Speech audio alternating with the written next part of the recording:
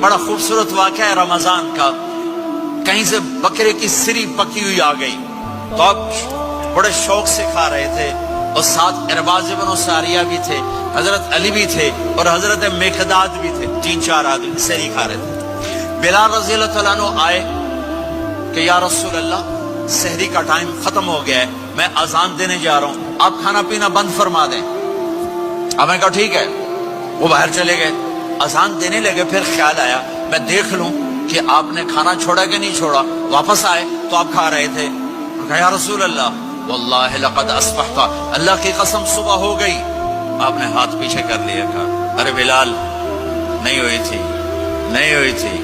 تیرے قسم کھانے پر اللہ نے پہلے نکال دیا اس کی کہ تیری قسم جھوٹی نہ پڑے۔ حضرت علی نے فرمایا اگر بلال قسم نہ اٹھاتے تو جب تک میرے نبی کھاتے رہتے